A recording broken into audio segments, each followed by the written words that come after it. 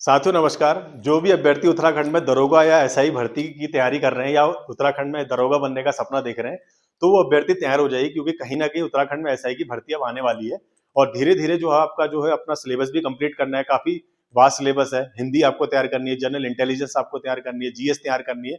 तो काफी बड़ा सा इसका वो है सिलेबस रखा गया। और धीरे धीरे आपको क्या करना है, इस चीज को लेके आगे बढ़ना भी है कि यार हमें जो है ऐसा ही बनना है कैसे भी करके। तो इसके रिगार्डिंग एक बार सिलेबस लेके आ रखा हूँ कि इसके सिलेबस को जान लेते हैं, क्या क्या इसमें दिया जाता है, क्या क्या इसमें हाइट रहती है, क्या क्या रनिंग करनी पड़ती है, कितना दौड़ना पड़ता है, क्या क्या इसका फिजिकल रहता है, सब कुछ जान लेते हैं एक ही वीडियो में। और उसके बाद मैं आपको धीरे धीरे बताऊंगा कि कैसे हम जो है इसमें नंबर अच्छे गेन कर सकते हैं, कैसे इसकी तैयारी करनी है और आपको क्या रूटीन फॉलो करना है। धीरे धीरे सारी वीडियोस में आपको बताऊंगा। पहले समझ लेते हैं कि उत्तराखंड एसआई के सिलेबस में क्या क्या दिया गया है और जो नई जो गाइडलाइन आई है उसमें क्या एज रखी गई है और क्या जो है क्वेश्चन का जो पैटर्न था वो चेंज हुआ है। ठीक है, वो देख लेते हैं एक बार।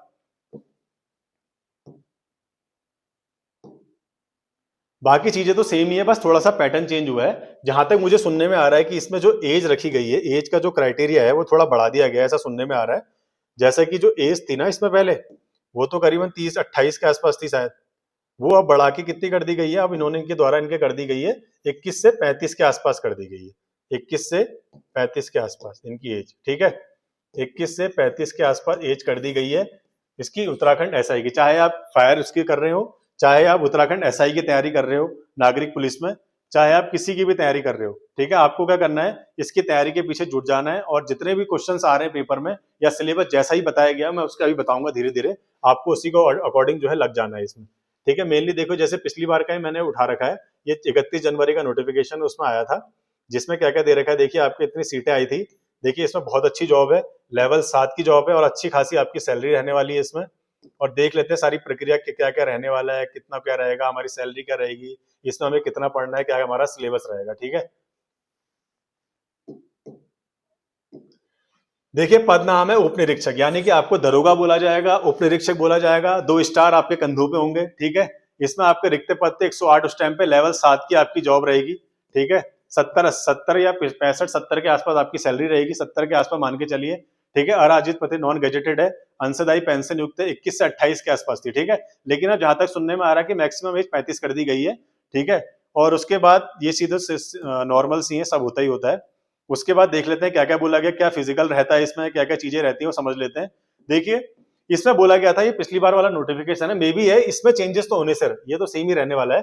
देखिए मेल की जो रही थी अनारक्षित में 167 सेंटीमीटर रही थी और महिलाओं की 152 सेंटीमीटर रही थी। अनुसूचित जो जनजाति वाले हैं अभ्यर्थी उनकी 160 सेंटीमीटर, महिलाओं में 147 रही थी।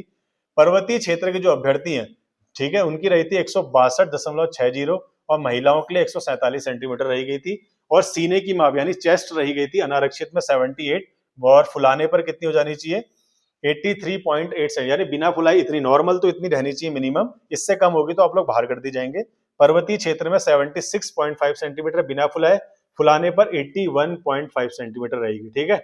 उसके बाद 5 सेंटीमीटर इसमें साफ साफ लिखा गया है कि 5 सेंटीमीटर मिनिमम आपको फुलाना अनिवार्य। पहले वो आपकी नॉर्मल चेस्ट नापेंगे, उसके बाद आपको फुला के चेक कराना पड़ेगा, ठीक है। उसके बाद कुछ चीजें ये रहती हैं जिसमें आपको शारीरिक दक्षता में टेस्ट किया जाता है। क्रिकेट बॉल थ्रो होता है, लंबी कूद होती है, चिनिंग अप होता है, दौड़, दंड बैठक 5 किलोमीटर 30 मिनट के अंदर दौड़नी पड़ती है। महिलाओं का अलग क्राइटेरिया है और मेल्स का अलग क्राइटेरिया, ठीक है।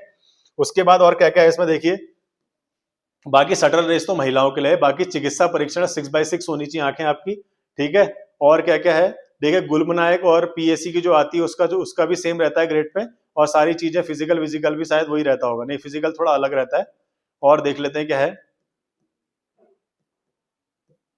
उस टाइम पे एज करीबन मांगी गई थी 21 से 28 के आसपास, ठीक है। अब हम एक बार उसके चीज को समझ लेते हैं कि काफी अभ्यर्थी पूछे थे एक बार सिलेबस को बता दीजिए।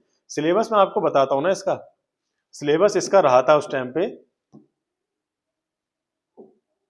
इसका जो सिलेबस है उत्तराखंड एसआई का मैं आपको पूरा क्लियर बता देता हूं। उत्तराखंड एसआई का जो सिलेबस है, इसमें हिंदी के जो क्वेश्चन आते थे, हिंदी के जो क्वेश्चन अब जो रखे गए हैं वो रखे गए हैं 25 प्रश्न रखे गए, 25 क्वेश्चन आएंगे हिंदी के। और जीएस के यानी कि जनरल जो स्टडीज रहेगी उसके क्वेश्चन आएंगे 75 क्वेश्चन, यानी कि जनरल स्टडीज का जो है एरिया इन्होंने बढ़ा दिया है। और जनरल इंटेलिजेंस जो रहेगी इसमें तुम्हारा रीजनिंग, वो रहेगी तुम्हारी 25 प्रश्नों की। और मैथ्स रहेगी तुम्हारी जो अभ्यर्थी मैथ्स और रीजनिंग की जो है इसका जो है सेम रखा गया है 25-25 का। हर क्वेश्चन कितने अंकों का है? एक क्वेश्चन 2 अंकों का, यानी कि हो जाएगा 50, ये हो जाएगा गुणा 2, ये हो जाएगा 150 गुणा 2, ये हो जाएगा 50 गुणा 2, ये हो जाएगा 50। यानी कि हर क्वेश्चन इन्होंने 2-2 नंबर का रख रखा है। और पूर्णांक जो रहेगा, यानी कि जो नंबर इन्होंने रखे हैं वो 300 ही है, वो नहीं बदला है। पहले तो क्या होता था 300 प्रश्न 300 नंबर के, अब क्या कर दिया, हिंदी जो है 25 नंबर की, जीएस 75 नंबर की, जनरल इंटेलिजेंस यानी कि रीजनिंग रखी है इन्होंने 25 नंबर की, और मैथ 25 नंबर की। और हर क्वेश्चन 2 नंबर का है। आप लोग नंबर ज्यादा से ज्यादा कहां गेन कर सकते हैं? यहाँ, जिनकी हिंदी कमजोर है उसके लिए कह रहा हूं। जीएस में आप अच्छे नंबर स्कोर कर सकते हैं। मैथ और रीजनिंग तो इतना इजी आता है, आप लोग थोड़ी सी मेहनत करोगे ना मैथ और रीजनिंग में, आप करीबन करीबन 80 से प्लस तो नंबर लेके ही आओगे। अगर आपने ढंग से पढ़ ली तो 80 प्लस तो आपके कहीं नहीं गए। बाकी आप लोग हिंदी में करीबन 15 भी सही करते हैं, 15 दूनी 30, और 75 में से अगर आप 50 या 55 के आसपास भी सही करते हैं तो आपका ये पूरा क्लियर हो जाएगा। और मेरी तरफ से आपके लिए वीडियो में रहेगा रीजनिंग और मैथ्स। मैं आपको इसमें उत्तराखंड एसआई के लिए मैथ्स और रीजनिंग की तैयारी करा रहा हूँ। मैंने अपने चैनल पे जो है धीरे धीरे मैथ्स का सिलेबस भी डाल दिया है, और मैथ्स की वीडियोस भी डालनी शुरू कर दी है। सिंप्लीफिकेशन हो गया, यूनिट डिजिट हो गया, रिमाइंडर थ्योरम हो गया, चक्रवर्ती ब्याज, मूलधन, ये सारे क्वेश्चन जो है आपको मैथ्स में देखने को मिलेंगे। और रीजनिंग से रिलेटेड जो वीडियोस भी है उसमें भी आपको बता दूंगा कि आपको इसमें क्या क्या पढ़ना है। तो जितने भी ऐसे अभ्यर्थी हैं जो उत्तराखंड के अभ्यर्थी हैं, जो यहाँ सपना देख रहे हैं दरोगा बनने का, 2 स्टार लगाने का अपने कंधों में, तो वो धीरे धीरे जो है आप मेरे सिलेबस को फॉलो कर सकते हैं, मेरी वीडियोस को फॉलो कर सकते हैं। मैं मैथ्स और रीजनिंग जो है इस पे प्रॉपर वीडियोस लेके आ रहा हूँ, और आपके तरीके से, जैसा आप समझते हैं उस तरीके से समझाऊंगा, कॉन्सेप्ट प्लस ट्रिक के जरिए। आपको पूरी वीडियो आप एक बार देखिएगा, आपको समझ में आ जाएंगी चीजें, और धीरे धीरे आपको चीजें, आपका विजन भी क्लियर होता रहेगा कि मुझे कैसे आगे बढ़ना है और कैसे मुझे पढ़ना है। वो सारी चीजें आप एक ही वीडियो में देख के समझ जाएंगे धीरे धीरे। बाकी जितने भी अभी ऐसे अभ्यर्थी हैं जो तैयारी में कर रहे हैं, आप उनको वीडियो शेयर भी कर सकते हैं, और मुझे आप बताइएगा आपको वीडियो कैसी लग रही है। बाकी वीडियो देखने के लिए धन्यवाद। जय हिंद।